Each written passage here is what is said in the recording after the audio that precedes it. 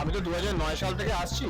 2009 সালে তো মীনাক্ষী মুখার্জি এখানে আসেননি। উনি যদি আসতেন দেখতেন রাস্তায় কি দুর্দশা, বাইলেনগুলোতে বা পঞ্চায়েত এলাকাতে রাস্তাই ছিল না, টিমটিমে আলো ছিল, মানে বিকেলে সন্ধ্যা 6টার পরে একে অপরের মুখ দেখা যাবে না এরকম অবস্থা ছিল। সেই জায়গায় উনি আজকে যে কথাগুলো বলছেন ডেভেলপমেন্ট হয়নি, তৃণমূলের শাসনকালের বানানো রাস্তায় হেঁটে তৃণমূলের হাইমাস্ট আলোর তলায় দাঁড়িয়ে উনি বলছেন এখানে উন্নয়ন হয়নি।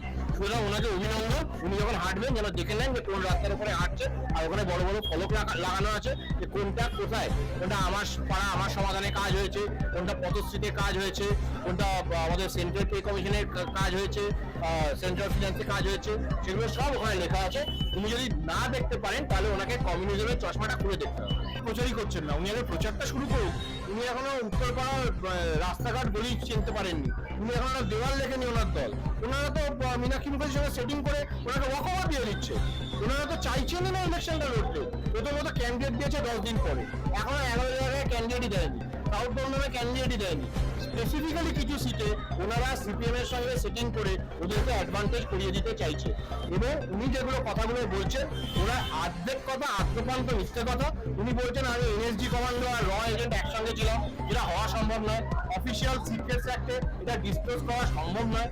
উনি কদিন আগে কমিউনিস্ট ছিলেন, নরেন্দ্র মোদী অমিত শাহকে গালাগাল দিচ্ছিলেন, হঠাৎ করে এখন উনি বিজেপি প্রার্থী হয়ে গেলেন। এখন উনি এখন বলছেন যে অমিত শাহ নরেন্দ্র মোদী ভালো। 2021-এ উনি একটা ফেসবুকে পোস্ট দিয়েছিলেন যেখানে উনি লিখছেন যে নরেন্দ্র মোদীকে কি দুটোর ইচ্ছা করছে না চড়া মারতে ইচ্ছা করছে। 2021 উনি ফেসবুকে পোস্ট করেছেন, আর এখন কমপ্লিটলি জার্সি চেঞ্জ করে এখন ভোল বদল করে উনি এখন বিজেপি প্রার্থী হয়ে গেছে। সুষণ্য বন্দ্যোপাধ্যায় যদি এটা বলে থাকেন চ্যানেলে ব্যবহার করেছি, লিখেছি, এটা আমাকে পাঠিয়ে ডেফিনেটলি নিশ্চয়ই আমি মানহানির মামলা করবো, নিশ্চয়ই। নরেন্দ্র মোদীজির বিরোধিতা আমি 100 বার করেছি, পুলওয়ামার সময় করেছি, আমি লিখেছি, টেলিভিশন চ্যানেলে বলেছি।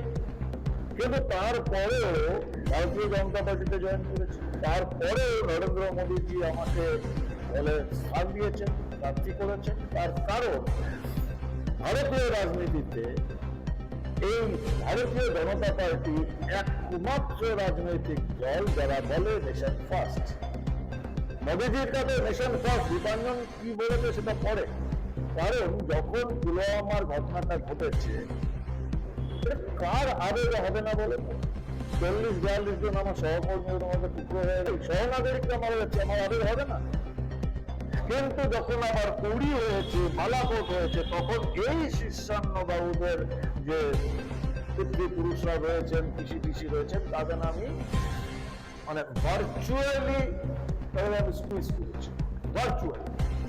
কারণ বালাকোটের প্রমাণ চেয়েছিল, কুড়ির প্রমাণ চেয়েছিল, এবং তখন আমি খুশি, আমি তো ওপেন তখন স্যালুট করেছি মোদীজিকে যে अपने सैनिकों के शौर्य पर, उनकी बहादुरी पर